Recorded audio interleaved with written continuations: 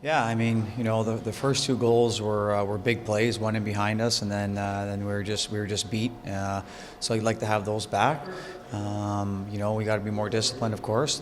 But other than that, I felt like we were coming. Aside from that unfortunate play that everybody had to experience, I felt like we were coming, and we had momentum. And then obviously the 5 minute there put us back a little bit. But I do like the way our guys played and responded, and we'll get back to work on the next one. Fourth game in 6 night. Any fatigue on your team there? Well, you know what? We talked about it today, and there's mental fatigue with change and things going on. People reaching out, players reaching out, all kinds of different questions, and all sorts of different things going to the players' mind. So there's that mental fatigue, and there's also the physical fatigue that you mentioned at 4 games in 6 nights. So we're going to take a day off tomorrow, and we're going to get back to work. What did you see on the hit?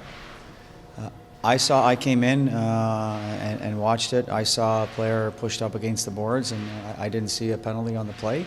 Obviously, you don't want anyone to be injured. You want to play hard. You want to play with your sticks on the ice and play for the puck. And I felt like Sevier finished his check, and I don't feel there was a play or a call on the play. The refs made the call. The linesman made the call on the ice, and we have to live with the call they made. Changing the subject a bit, you got to go down to Los Angeles last night, watch Edmonton and the Kings play. What did you think of that? I thought it was a great game. It was a chess match versus student versus teacher.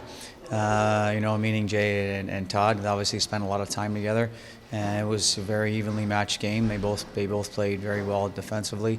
There was some goals around the blue paint area. We talked about it tonight as a group, and it was great to go down and support the Oilers and the whole staff, but then also Jay and Dave, because of the relationship that we have with them.